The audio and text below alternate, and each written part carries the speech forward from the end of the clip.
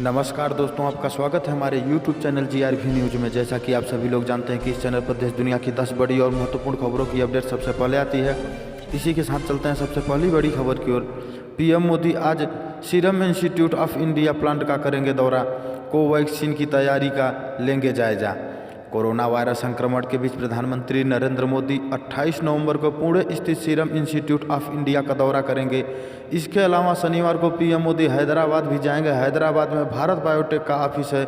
बता दें कि CICI ने India council of medical research ICMR के साथ मिलकर कोवैक्सीन नाम से स्वदेशी कोरोना वैक्सीन तैयार की है। फिलहाल कोवैक्सीन का ट्रायल तीसरे फेज में है। इसके अलावा पीएम मोदी का कार्यक्रम अहमदाबाद स्थित जायडस कैडिला की फैसिलिटी सेंटर का भी दौरा करेंगे।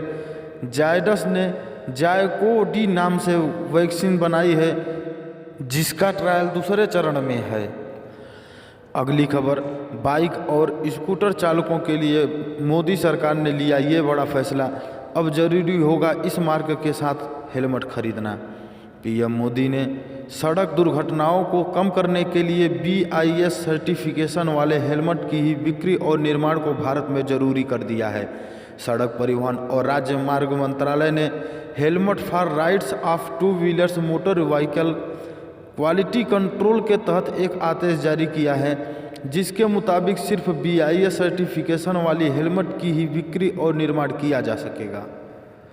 अगली खबर, सरकार ने कैब कंपनियों पर लगाई लगाम, अधिकतम किराए की सीमा तय की। एग्रीगेटर के साथ जुड़े वाहन चालक को मिलेगा 80% का हिस्सा। सरकार ने शुक्रवार को ओला और उबर जैसी कंपनियों के ऊपर मांग बढ़ने पर किराए बढ़ाने की एक सीमा लगा दी है। अब ये कंपनियां मूल किराए के 1.5 गुने से अधिक किराया नहीं वसूल सकेंगी। सरकार का यह कदम अहम हो जाता है क्योंकि लोग कैब सेवाएं देने वाली कंपनियों के अधिकतम किराए पर लगाम लगाने की लंबी समय से मांग कर रहे थे। सड़क परिवहन और राजमार्ग मंत्रालय के द्वारा शुक्रवार को जारी मोटर वाहन एग्रीगेटर दिशा निर्देश 2020 के अनुसार एग्रीगेटर कंपनियों को मूल किराए के 50% तक न्यूनतम किराए और 1.5 गुने तक अधिकतम किराए वसूलने की मंजूरी दी जाती है। अगली खबर, मास्क नहीं पहनने पर होगी गिरफ्तारी, 8 दिन तक की जेल। कोरोना संक्रमण को रोकने के लिए मास्क एक कारगर उपाय है, लेकिन बड़ी संख्या में लोग अभी भी बाहर निकलते समय मुंह नाक को ढकने से बच रहे हैं। ऐसे में देश के अलग अलग हिस्सों में मास्क नहीं पहनने वालों पर 50 रुपये से लेकर 5,000 रुपये तक का जुर्माना वसूल किया जा रहा है। ऐसे में हिमाचल प्रदेश के सिरमौर जिले में तो गिरफ्तारी का भी आदेश दिया गया है। सिरमौर के SP ने शुक्रवार को बताया कि कोई भी व्यक्ति जो मास्क नहीं पहने होगा, उसकी बिना वारंट गिरफ्तारी की जा सकती है। दोषी पाए जाने पर 8 दिन तक की जेल या 5,000 रुपये तक का जुर्माना लगाया जा सकता है। अगली खबर, दूसरी तिमाही की GDP में 7.5% की गिरावट। मौजूदा वित्तीय वर्ष 2020-21 की दूसरी तिमाही की GDP से सकल घरेलू उत्पाद में 7.5% की गिरावट दर्ज की गई है और तकनीकी रूप से यह मंदी की पुष्टि करता है। GDP के आंकड़े आने के पहले तमाम एजेंसियों ने 5 से 10% की गिरावट का अनुमान लगाया था। पिछली तिमाही में GDP में लगभग 24% की भारी गिरावट दर्ज की गई थी। पूरी तरह से लॉकडाउन के बाद GDP का यह आंकड़ा आया था। मौजूदा तिमाही में उद्योग के क्षेत्र में 2.1, खनन के क्षेत्र में 9.1 और विनिर्माण के क्षेत्र में 8.6% की गिरावट दर्ज की गई है। हालांकि कृषि क्षेत्र और मैन्युफैक्चरिंग के क्षेत्र में मामूली वृद्धि की गई है। कृषि क्षेत्र में जहां 3.4% की बढ़ोतरी दर्ज की गई है, तो वहीं मैन्युफैक्चरिंग के क्षेत्र में 0.6% का इजाफा हुआ है। अगली खबर, LPG सिलेंडर पर सरकार का एक बयान, 7 करोड़ ग्राहकों को मिलेगी राहत। Bharat petroleum corporation limited BPCL में भारत सरकार अपनी हिस्सेदारी बेचने वाली है। ऐसे में BPCL LPG गैस का इस्तेमाल कर रहे 7 करोड़ से ज़्यादा ग्राहकों के मन में सब्सिडी को लेकर सवाल उठ रहे थे। इस सवाल को लेकर केंद्र सरकार की ओर से स्पष्टीकरण जारी किया गया है। पेट्रोलियम मंत्री धर्मेंद्र प्रधान ने कहा कि BPCL के निजीकरण के बाद भी उनके उपभोक्ताओं को रसोई गैस सब्सिडी मिलती रहेगी। धर्मेंद्र प्रधान ने कहा, LPG पर सब्सिडी सीधे उपभोक्ताओं को दी जाती है और किसी कंपनी को नहीं, इसलिए LPG बेचने वाली कंपनी के स्वामित्व का सब्सिडी पर कोई असर नहीं होगा।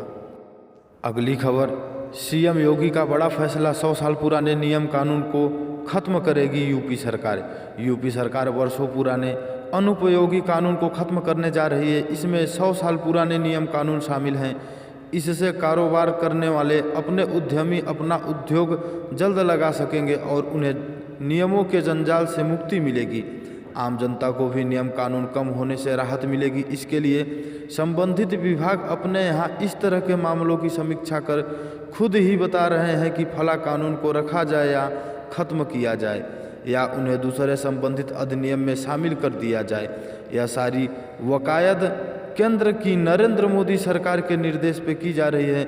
मुख्यमंत्री योगी आदित्यनाथ ने यह काम करने का जिम्मा औद्योगिक विकास विभाग को दिया है। अगली खबर, दिल्ली में क्यों बढ़े कोरोना केस, केंद्र सरकार ने सुप्रीम कोर्ट में कहा केजरीवाल सरकार ने बरती ढिलाई। केंद्र सरकार ने राष्ट्रीय राजधानी दिल्ली में कोविड के बढ़ते मामलों के लिए दिल्ली सरकार को जिम्मेदार ठहराया है। केंद्र सरकार ने सुप्रीम कोर्ट में दायर शपथ पत्र में कहा कि दिल्ली सरकार की ढिलाई की वजह से दिल्ली में कोरोना के केस बढ़े हैं।